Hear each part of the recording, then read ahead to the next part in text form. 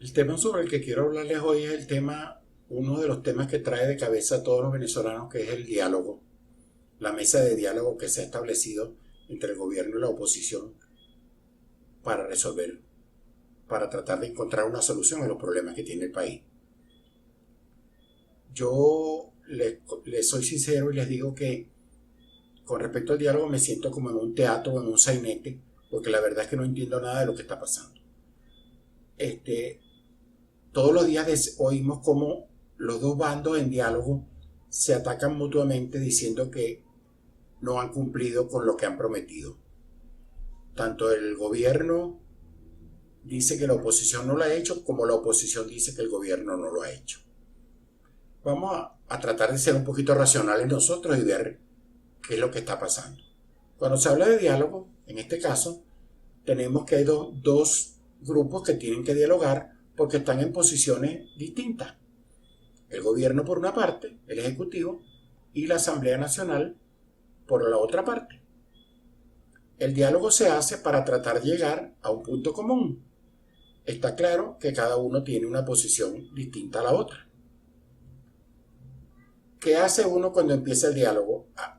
Como los dos opositores no tienen confianza el uno en el otro, porque estamos claros que el gobierno no tiene confianza en la oposición ni tiene por qué tenerla. Y la oposición no tiene confianza en el gobierno ni tiene tampoco por qué tenerla. Entonces por eso se buscan unos acompañantes o facilitadores o como usted les quiera llamar, que son los tres presidentes de tres países distintos y un representante del Vaticano. Ya dijimos entonces que los dos grupos en diálogo no confían el uno del otro y por eso se necesita unos mediadores que hagan viable ese diálogo. Entonces lo primero que se debería hacer, si se va a hacer un diálogo buscando producto, y el producto principal de ese diálogo en nuestras actuales circunstancias es la salida de la crisis, el bienestar del pueblo venezolano, lo primero que había que hacer era establecer qué esperaba la oposición del gobierno y qué esperaba el gobierno de la oposición, para poder discutir el punto medio en el cual se iban a encontrar, es decir, qué de lo que pedía la oposición el gobierno estaba dispuesto a dar y qué de lo que el gobierno esperaba de la oposición estaba dispuesta a dar. De tal manera que yo entiendo que en una mesa de negociación, de diálogo seria, tendría que haberse establecido un primer documento donde quedara bien claro qué esperaba cada dialogante del otro dialogante. Es decir, qué esperaba el gobierno de la oposición, qué esperaba la oposición del gobierno. Perdóneme que sea repetitivo, pero creo que la gravedad del asunto lo amerita. En una situación como esta, ¿cuál es el papel que deberían jugar los facilitadores o los acompañantes?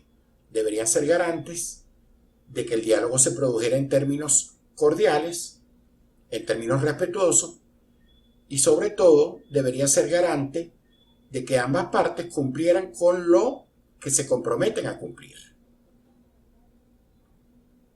¿Qué ocurre?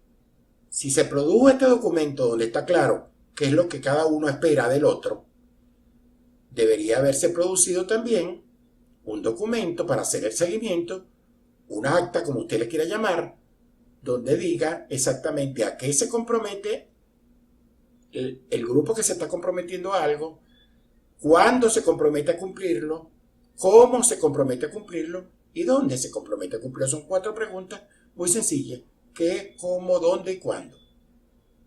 En algunos casos no aplicará el dónde, en otras partes no aplicará el cómo, pero en la mayoría de las situaciones que están planteadas aplican estos 4 elementos: qué se debe cumplir, cómo se debe cumplir, cuándo se debe cumplir y dónde se debe cumplir.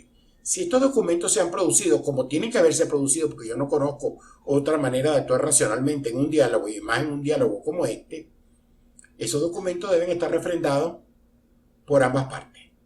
Y ambas partes, habiendo sido escogidas una por el Ejecutivo y la otra por la oposición, tendrían que tener el poder de comprometer al grupo que representan. De tal manera que hacer un seguimiento al cumplimiento de lo que se prometió es sencillísimo.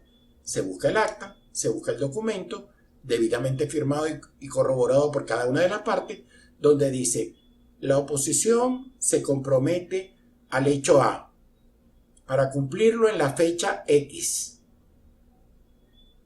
de tal manera y en tal sitio. Y llegada la fecha, se constata si lo cumplió o no lo cumplió. Si lo cumplió, seguimos adelante en el diálogo. Si no lo cumplió, se toman las sanciones, se hacen las aclaratorias por parte de los facilitadores, por parte de los acompañantes, y se busca la solución para continuar un diálogo productivo. Si no es así, perdóneme, pero yo no entiendo qué es lo que está pasando. ¿Cómo es posible acusarse mutuamente de que no se están cumpliendo las cosas y no haya cómo demostrarlo? Estamos viendo un teatro, estamos viendo un sainete. Yo me niego a creerlo. Yo realmente no entiendo qué es lo que está pasando. La falta de irracionalidad es total en la conducción del diálogo. Y con todo el respeto de los facilitadores y acompañantes, también los facilitadores y acompañantes están haciendo uso de una gran irracionalidad al hacer su trabajo en este caso. Vuelvo a repetir el tema de Mafalda. El país está afuera esperando. El venezolano está afuera esperando. El venezolano está haciendo colas en las calles para conseguir alimentos y medicina. ¿Qué le decimos? ¿Que espere o qué? Muchas gracias. Continuamos en otra entrega.